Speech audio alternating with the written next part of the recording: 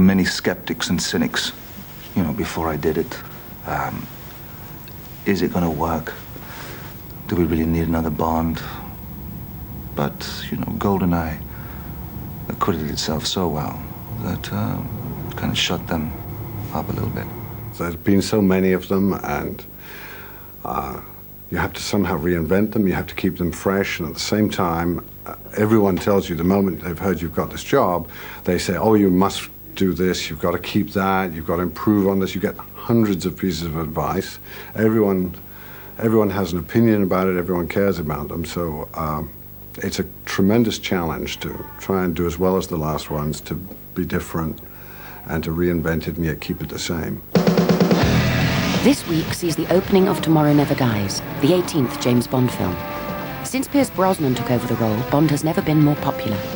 What's the secret of the original and greatest action hero? What's always cracking about a Bond film is that, to repeat the old showbiz cliche, they start with an earthquake and build to a climax. Like, before the titles start, you get a stunt, the like of which most films could only dream of and would certainly put in the last 5 minutes of the movies. They almost throw that away to get you in the mood, and you watch it in the cinema and you think, I wish these seats had a safety belt, because where is James going to take us from here?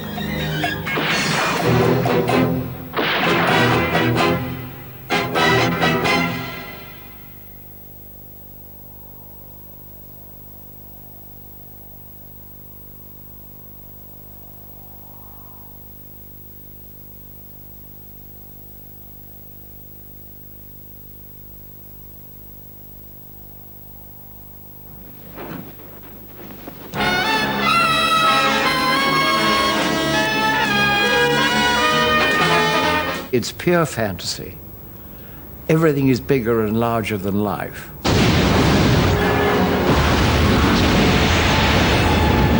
He's going for the bombs.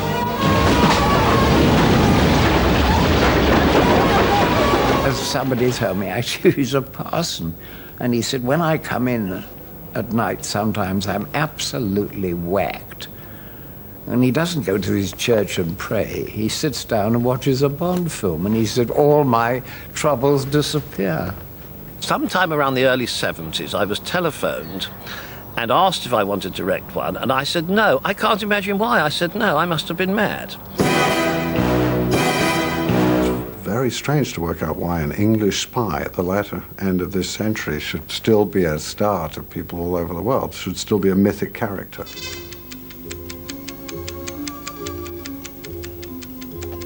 Bond has been box office dynamite since the early 60s, and the world is still enthralled by his exploits 35 years on.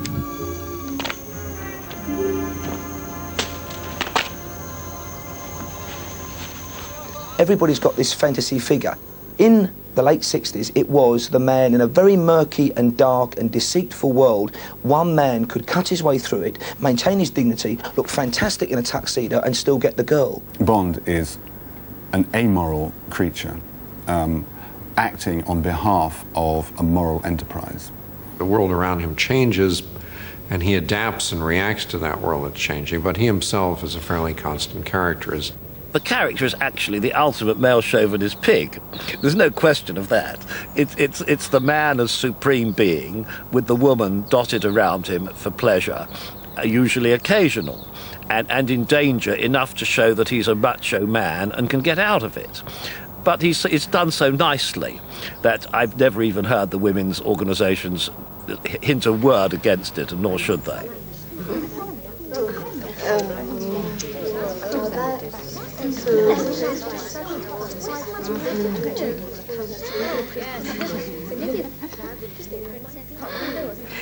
Is anything the matter, Sir Hilary? Just a slight stiffness coming on. Deep down, James Bond is quite insecure because he seems to have to compensate for insecurities to do with his sexuality by being hypersexual, bedding practically every woman of an eligible age. Bond here. Going to Scrambler, Channel 4. James? Where are you? Oh, Moneypenny. I'm just up here at Oxford, brushing up on a little Danish. He has to drive a very, very fast car. Oddly enough, he has quite a small gun. This man has killed so many people. This man has had so many women in life, you know. What is he looking for? What pleases him? Traditionally, he's meant to have suffered some kind of trauma in the past, maybe the loss of his wife or the loss of a partner, and this trauma is meant to explain why Bond is very closed off emotionally and doesn't really open up his emotions. And he's very much got the stiff British upper lip. Oh, sorry about that. He's a pretty tortured character in many sense of the word, deep down, when you think about it. Here you had a good guy who was licensed to kill anybody, no questions asked. So basically you were giving this incredible and very evil power to a man and trusting and hoping that he wasn't a psychopath, that he would stay on the straight and narrow and he would use that terrible power wisely. And that's what makes him still such a fascinating character. The dark side is almost built into his job. I think Pierce Brosnan especially is good at bringing out the vulnerable side without making Bond weak, which is the key to playing the character. I suspect he might have a gambling problem, because there's an awful lot of gambling in the books. I admire your courage, Miss... Trench. Sylvia Trench. I admire your luck, Mr... Bond. James Bond. Mr. Bond, I suppose you wouldn't care to, raise the limit? I have no objection. He probably might have a bit of a drink problem, because there's an awful lot of drinking as well. Tomorrow we will have to find Kirilenko's hideout. Meantime, I'll take care of this filthy stuff. Another of his weaknesses is probably his paranoia. There's a sense in which a secret agent has to be paranoid. It's probably a great strength. But his paranoia and the fact he doesn't trust anyone, and that usually comes to his aid in the end, means he probably has difficulty forming relationships.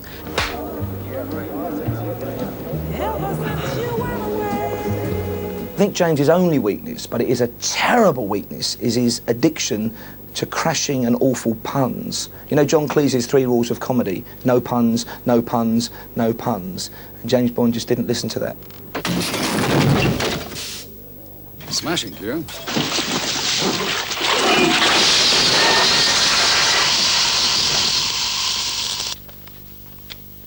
Shocking. Bring tears to your eyes.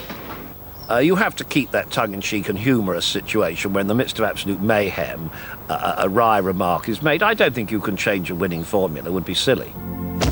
007's name was taken from James Bond's Birds of the West Indies, the book that creator Ian Fleming was reading at the time.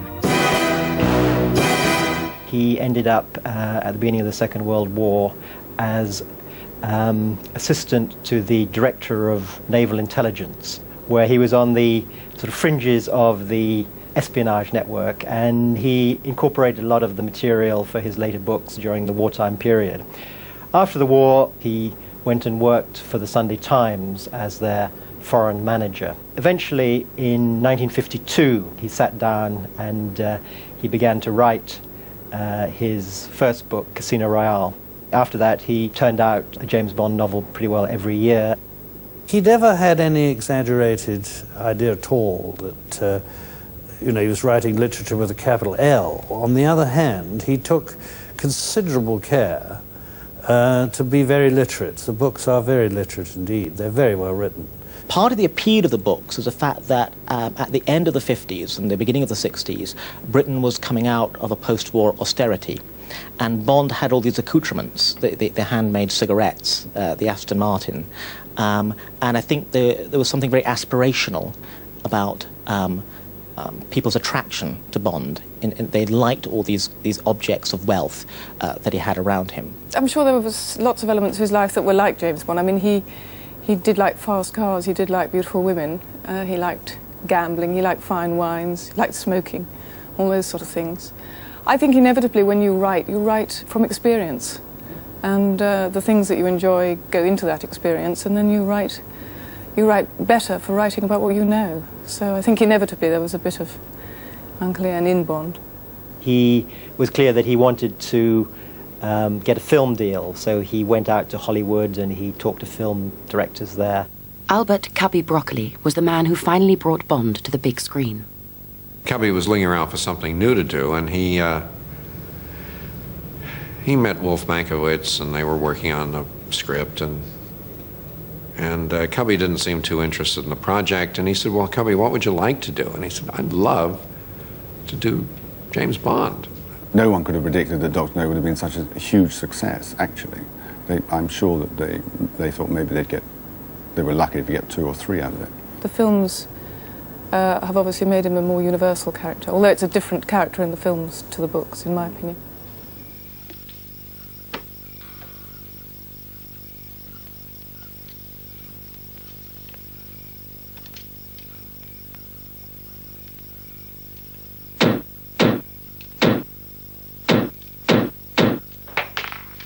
Drop it, Professor, and behind you.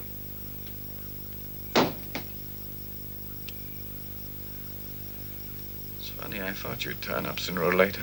Sit down.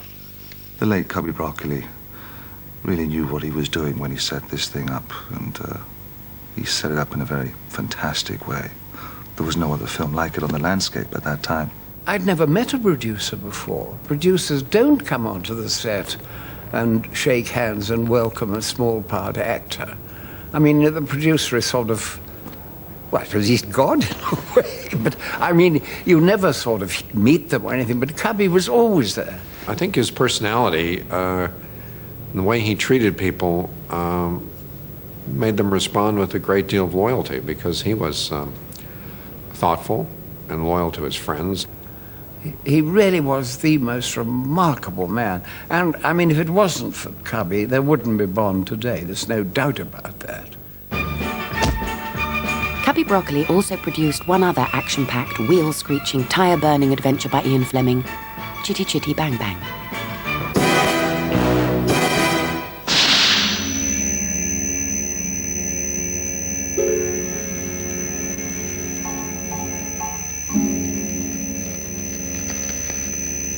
This is gold, Mr. Bond.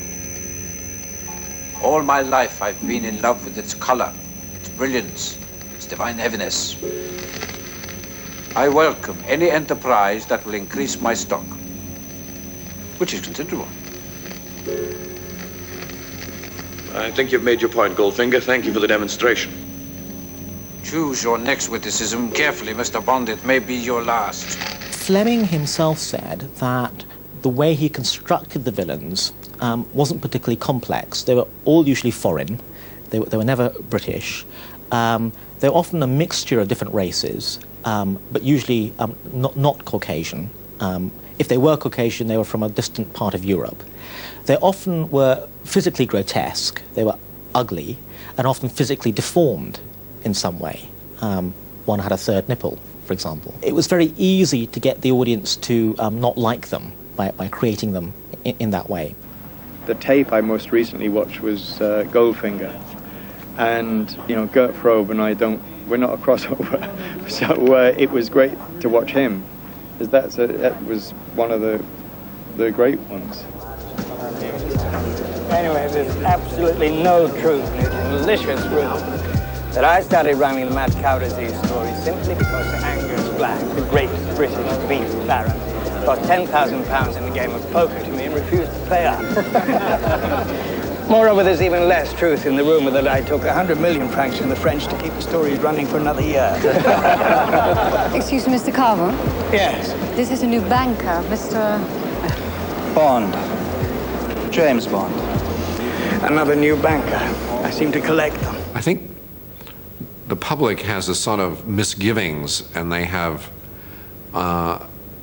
they're uncomfortable with the idea that a lot of the media is being vertically integrated and concentrated in the hands of a few media barons. And they're not sure what this means. And so we have sort of fantasized about the possibility of what would happen if the media baron wanted to use the media for his own ends and manipulate the situation. And I think that sort of takes it in a different dimension. It sort of brings it into the present and takes on a villain that I don't think we've ever dealt with before. Good morning, my golden retrievers. What kind of havoc shall the Carver Media Group create in the world today? News. Floods in Pakistan, riots in Paris, and a plane crash in California. Excellent. Mr. Jones, are we ready to release our new software? Yes, sir. As requested, it's full of bugs, which means people will be forced to upgrade for years. Outstanding. Mr. Wallace, call the president. Tell him if he doesn't sign the bill doubling the telephone rates, we'll release the video of him with the cheerleader in the Chicago motel room. Inspired. And after he signs the bill, release the tape anyway. Consider him slimed. You see someone who presents himself in public in as pleasant and as amicable a way as possible. And it's very nice to have a character who shows the audience anyway, a public side and a private side. And it's unusual in this kind of characters. The public side is enigmatic and charming, and the private side is evil. Bond's arch-rival Blofeld has appeared in 5 films. In the first 2, we never saw who he was. In the third, he had a scar all down his face. It had healed by the next film, but Telly Savalas Blofeld had neither hair nor earlobes. Miraculously, both grew back again when Charles Gray took over the role.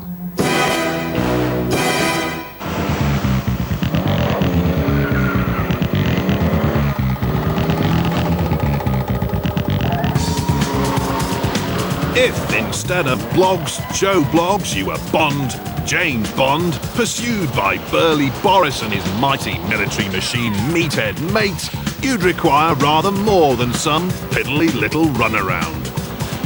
007 Awesome Autos have more tricks up their sleeves than Paul Daniels in an octopus suit.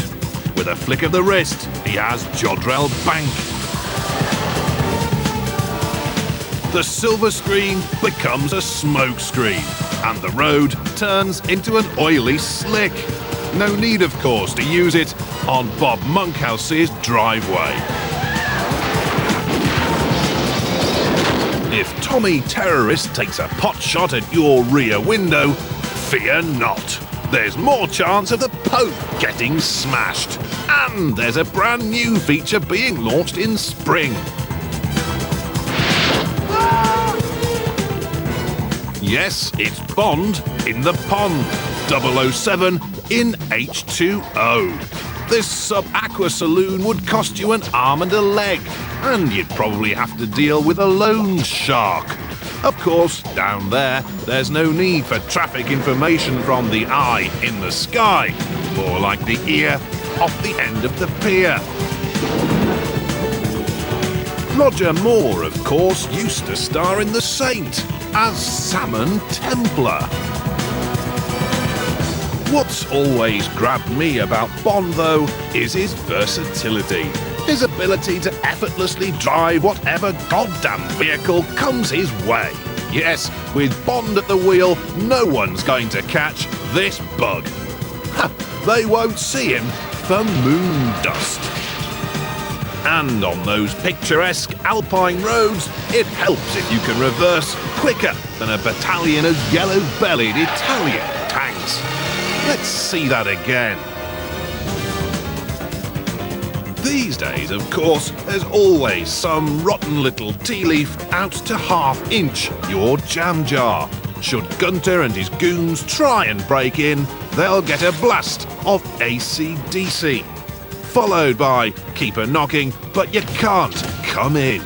And if you're anything like me, guys, and you're fed up with a little woman yapping away in the back, saying you're going too quickly, too slowly, or whatever, Bond has the answer. Yes, the car for the backseat driver is finally here. That's Bond, James Bond, licensed to kill, and licensed to drive flash cars bloody quickly, whilst Bolshe Boris blasts bazookas at him. Home, James.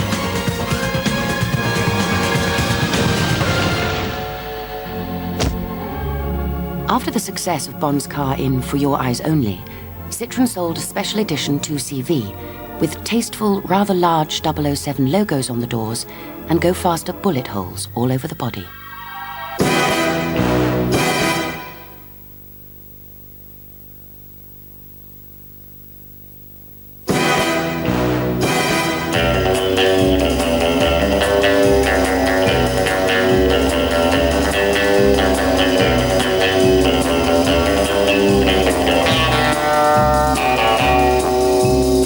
Well, a lot of what is to do with the James Bond theme comes, strangely enough, out of the theatre.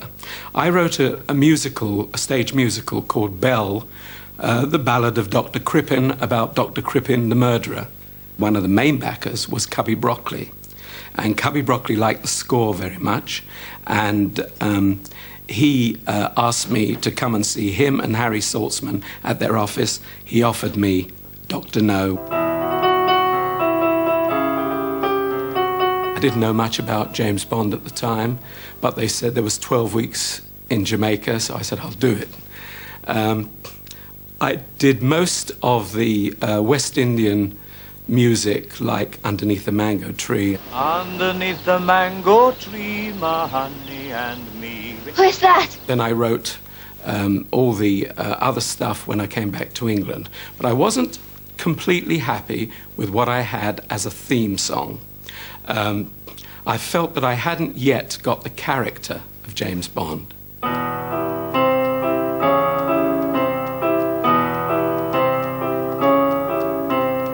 And I suddenly remembered this melody from A House for Mr. Biswas.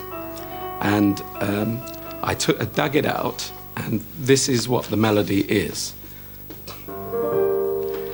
I was born with this unlucky sneeze, and what is worse, I came into the world the wrong way round. Pundits all agree that I'm the reason, and so on. So this was the song, right? And I thought, this is perfect for the James Bond theme.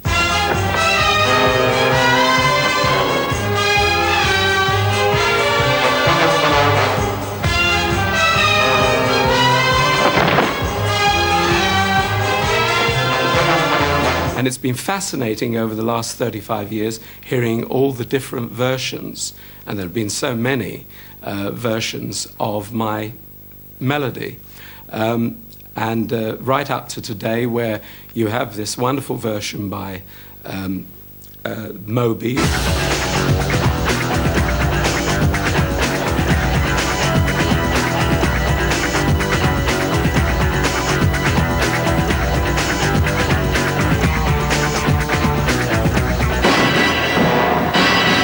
There's 35 years of heritage with this particular franchise, with the Bond stuff.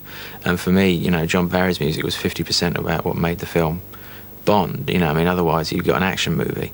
I approached it more from a fan's point of view. Like when Pierce Brosnan turns up and he clicks a gun and kind of gives you the look and, like presses the button or does the gadget stuff, you want to feel that it's a Bond moment.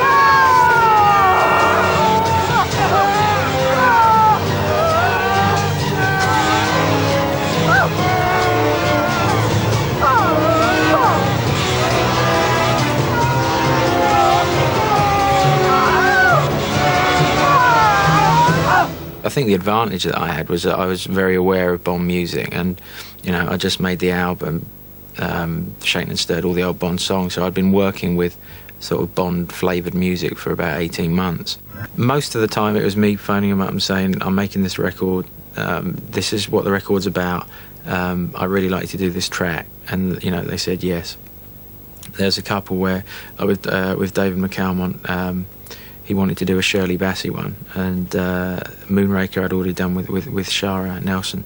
So that left Diamonds Are Forever and Goldfinger, and I think even for David, like, Goldfinger was a sacred cow that we couldn't stroke. Despite the musical tradition of the films, the only Bond theme to top the charts was Duran Duran's A View to a Kill, which reached #1 in America.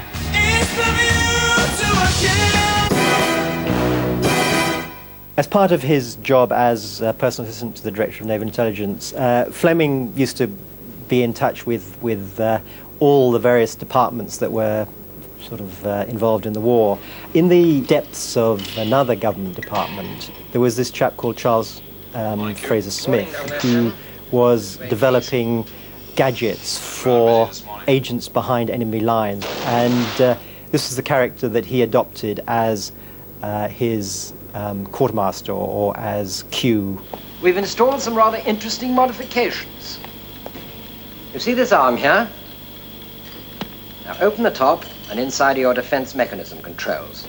smoke screen, oil slick, rear bulletproof screen, and left and right front wing machine guns. Now this one I'm particularly keen about. You see the gear lever here? Now if you take the top off, you'll find a little red button. Whatever you do, don't touch it. No, why not? Because you'll release this section of the roof and engage and fire the passenger ejector seat. Whoosh. Ejector seat? You're joking. I never joke about my work, 007.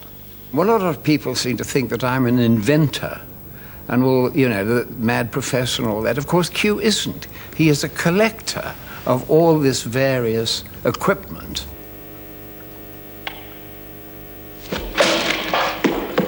I want that ready for Ahmed's tea party. Everybody knows a Q, that kind of schoolboy swat. Now they're kind of computer hackers, but then he was the man who, with Heath Robinson, a couple of bits of string and a tin can, would make some device that could save the world.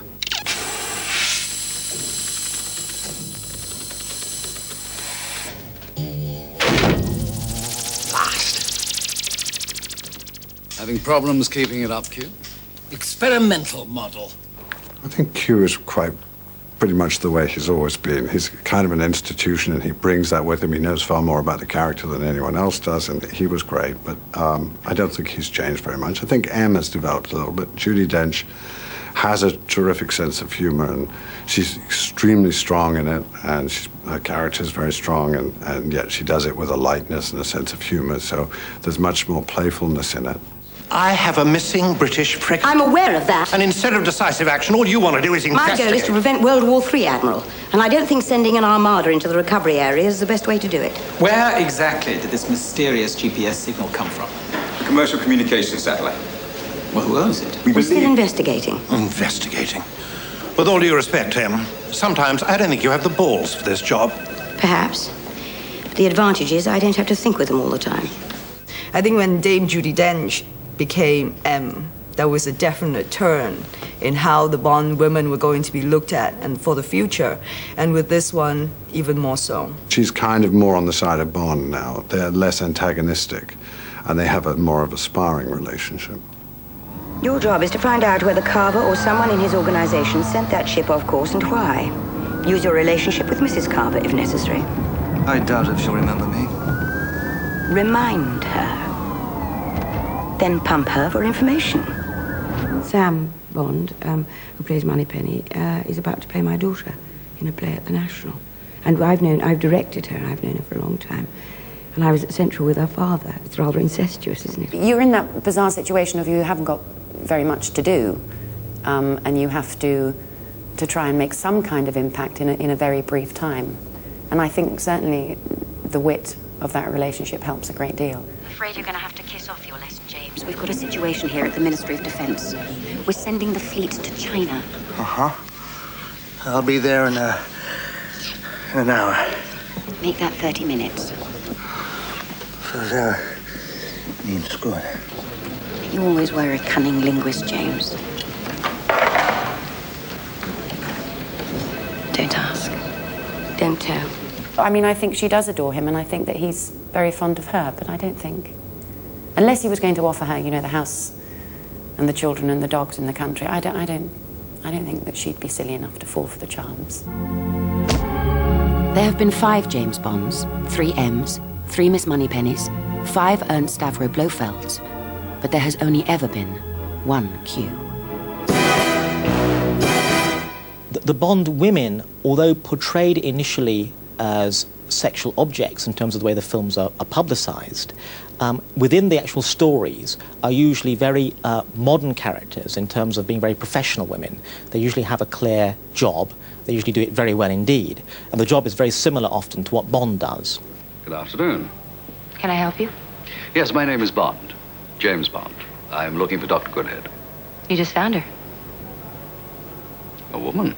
Usually Bond, in this very competitive adversarial relationship at the beginning, bests the woman, demonstrates yet again that he's even better than she is, and in doing that, seduces her.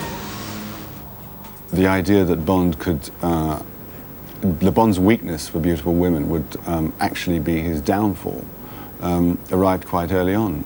Certainly the character of Pussy Galore was almost Bond's match in terms of physical prowess. Who are you?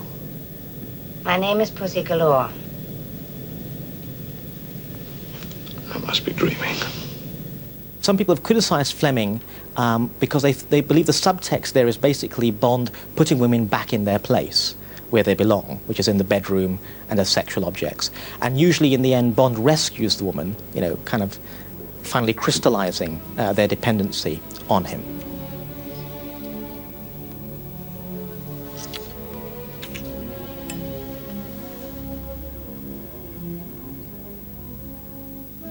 I need refilling. Of course you do. I thought it'd be really nice to get past the kind of babes from the last 20 years and have a modern co-star, a heroine who would be terrific and strong and tough, and we ended up with Michelle Yeoh, and she was wonderful in it. She was exactly what I wanted. Michelle Yeoh is going to cause quite a sensation, I think. The way she and Bond sort of team up, their whole relationship, her rejection of him as a lover, you know, and kind of trying to get rid of him most of the time, solve the case her own way. If I didn't know better, I'd say you were following me around, Mr. Bond. You'll have to admit, though, we seem to have developed a certain attachment to each other. Hopefully, not for long. Wei Lin is definitely a woman of the 90s. Strong, independent, willful, smart, and equal with Bond.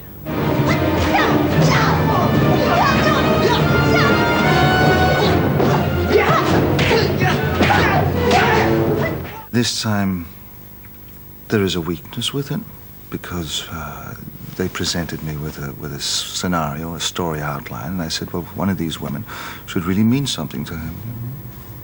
Someone whom he loved, someone whom really got too close. Do you know I used to look in the papers every day for your obituary?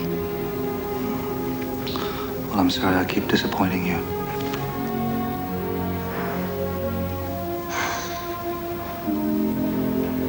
What was it, James?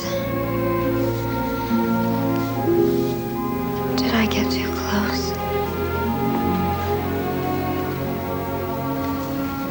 Did I get too close for comfort?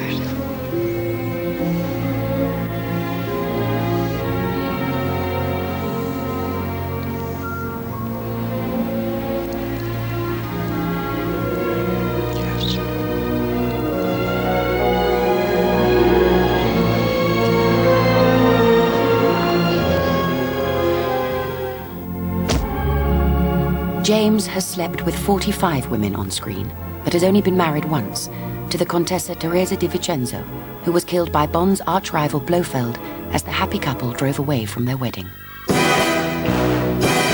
Hey, Brosnan, you. He's marvellous because he's very patient. And, you know, I am getting awfully old and absent-minded and I forget my lines and all that. But, I mean, he couldn't be more helpful and nicer to work with. We worked very well together on the set. Well, we were handcuffed like almost a quarter way throughout the whole movie. And if I had to be handcuffed to someone, thank God it was Pierce. He's wonderful. And you know, when I was back in America before I came over to do the movie, and when I started telling people in Hollywood that I was going to do it, and everyone across the board says that Pierce is the nicest person in the world to work with, and I really found that to be true. And oh, it's lovely. It's lovely. I think he's a great fella. He's very warm, he's very funny. He's very beautiful. Quizmaster Bob Holness once played James Bond in a South African radio production of Moonraker in the 1950s. And Batman Adam West was briefly considered for the role of Bond when Sean Connery retired. Holy Miss Moneypenny. One of the things I thought they did wonderfully in GoldenEye was the tank chase. I thought that was, it combined the best of Bond. It was funny, it was kind of a character thing. It was tremendous action, and I thought that was unbeatable. They'd done it so well.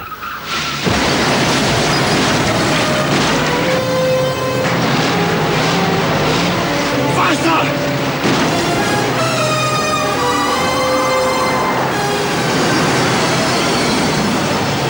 Can't get a bigger thing than a tank. You can't do it any bigger. And I finally decided, well, I won't do it bigger. I'll do the opposite. So I'll put him in the most vulnerable thing, which is a motorcycle.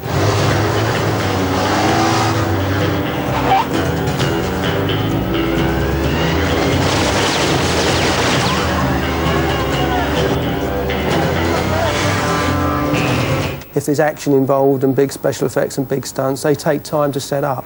So whenever there are big sequences like that, it's very close liaison between myself and the second unit director. First of all, we discuss what sequence would be good, and I give my input in as much as what would be safe, what's possible, what's practical, what I think's been done before. Once you've got past the script, you've seen a location, you come back and you storyboard it. And then it's a progressive build-up from there. They had this great idea of going along a rooftop on a helicopter and jumping over a helicopter, and I thought, well, you know, that's sort of been done at times, but how can we make it differently? When they get on the motorbike and they're off, it starts off as like a few bullet hits, and then the bullet hits increase, and the firepower that is used against them. The helicopter then joins in, so there's more firepower. We got Michelle Yeoh and Pierce both riding the motorcycle, which was fantastic. You know, you see them roaring down the street with this helicopter behind them, chopping up the stalls, and it's wide shot. You can see Pierce is actually riding the motorcycle. They were both very game and great to work with. It's the way we ride on the bike. It's not one person riding, because we're handcuffed together. We have to work together. I'm working on the clutch and he's working on the acceleration. It took us a little while to get used to that, but it turned out to be a very interesting sequence. No, we worked well together. She's a great lady to work off of, and she's got a good sense of timing. She's got a real good, balance. We had the balcony collapsing, we had the jump over a helicopter, landing on a roof, crashing through the roof. That was some stunt, that, I've got to say. The obvious stunt being the bike going over the top of the helicopter, but probably the stunt that people won't actually appreciate is the stunt of the helicopter getting into that street. I mean, it was absolutely amazing how he did it, and all credit to him.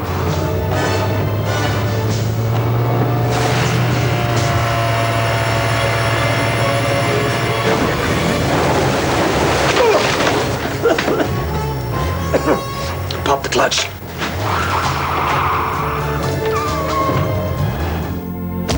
The only character that has been played by more actors than Bond is Felix Leiter.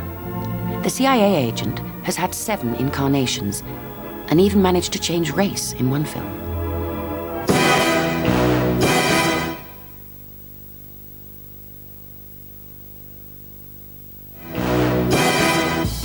My name's James, Douglas James. I'm 007, licensed to thrill, but never licensed to kill. I've been a James Bond fan since about the age of 11 years of age.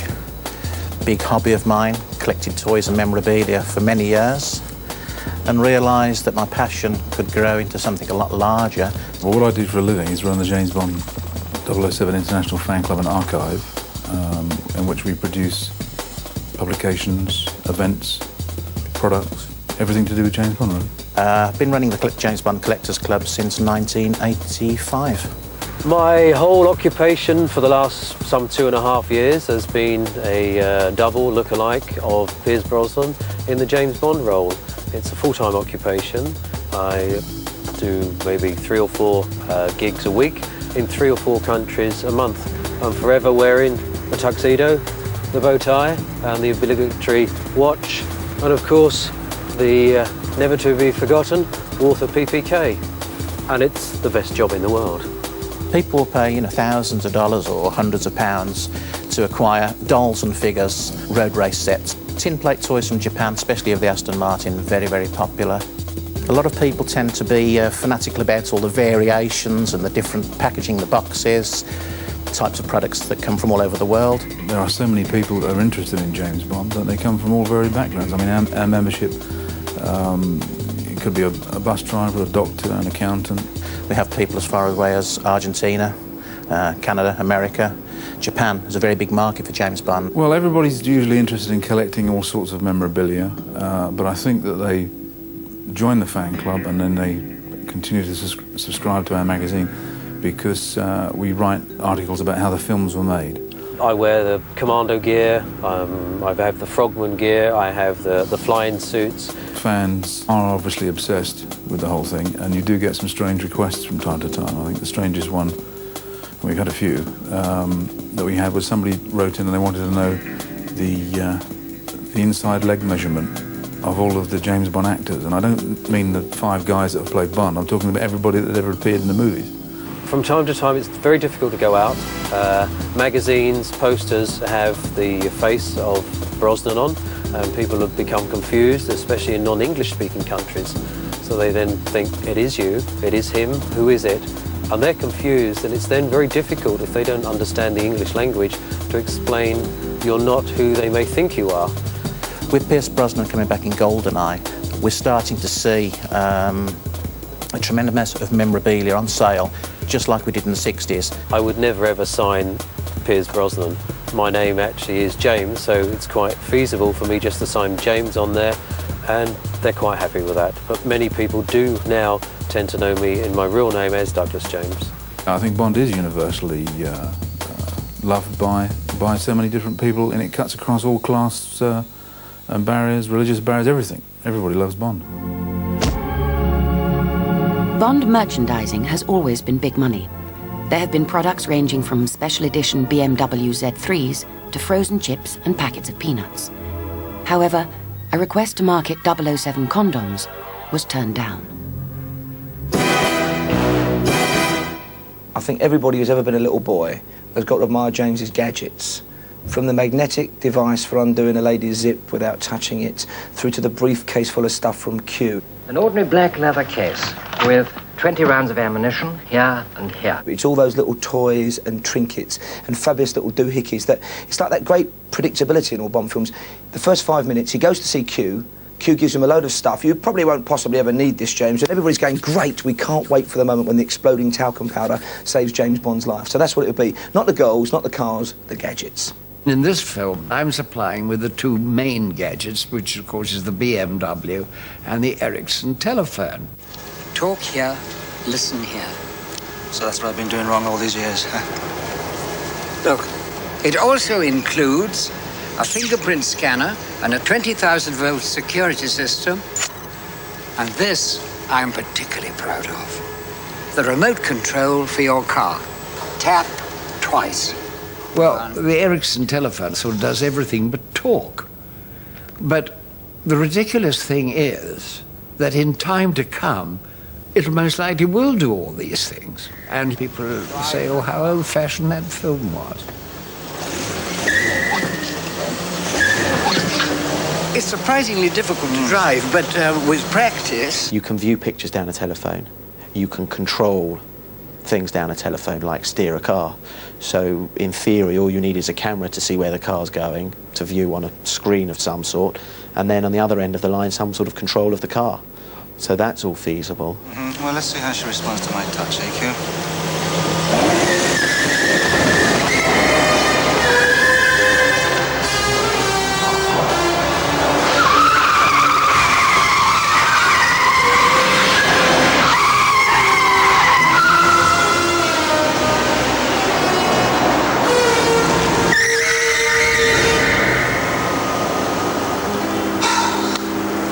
Understand each other? Grow up, 007. We do get people asking us for gadgets from Bond films. Movies have a lot to answer for as far as we're concerned. The CIA assigned a research and development team to try and recreate Bond's Aston Martin after watching Goldfinger.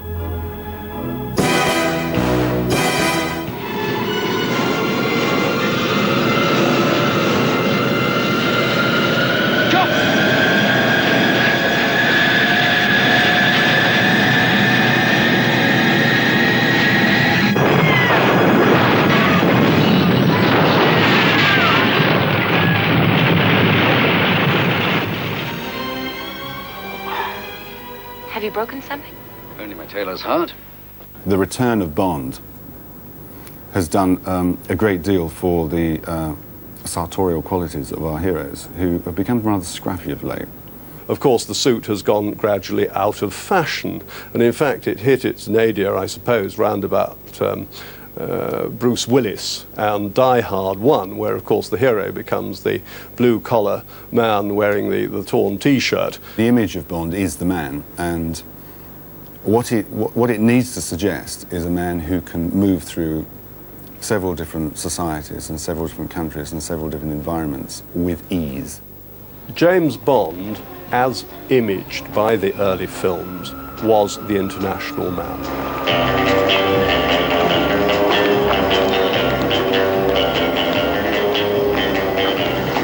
Taxi. All right, then go ahead. Help yourself. By the very nature of a very simple pared-down style and the lighter weight cloths, when James Bond, or the image of James Bond, hit the screen, particularly in America, you had a situation where they took one look and said, ah, this is a modern man.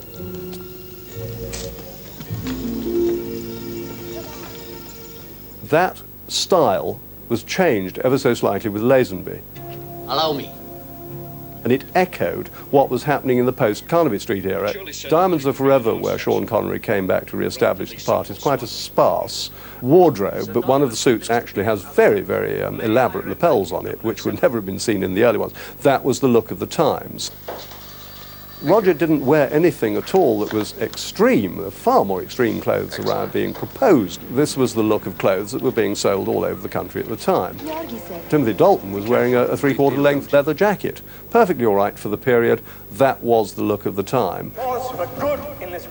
And Brosnan is now echoing a certain degree of formality, which is, again, back in fashion. Fashionable Chelsea in London is 007's home. Bond boffins have deduced that he lives at 30 Wellington Square in a comfortable flat just off the King's Road. My favourite James Bond character is actually probably the one that's usually nominated as being everyone's favourite, which is Sean Connery. He was the first, the best, the original. He will always be the one and only Sean Connery, the best Bond of all time. Has to be Sean. I think everybody's favourite James Bond is Sean. I don't think anybody's really touched him, although they've been very good. Sean, of course. I think Pierce runs a very close second. Without a doubt, there is only one, Roger Moore, the man who could wear a sky blue short-sleeved safari suit, the best Bond of all time. My favourite Bond, of course, is Sean Connery, and I think most people will say that. Although I think Roger Moore had some very good moments. He only did the role once. He was cracking. He's in my favourite Bond film, on Her Majesty's Secret Service, Jules Lazenby.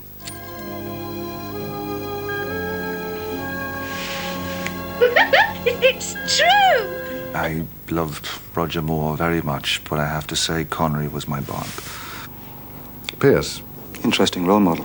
Oh, it was Sean Connery, I'm afraid, from the beginning. I think because he's got a twinkle in his eye, as well as being far too good looking and dynamite with the ladies, it's Pierce Brosnan, because he's brought an extra layer of, not exactly tongue-in-cheek, but he almost stands back from the character as he's really enjoying it, so I do like Pierce Brosnan.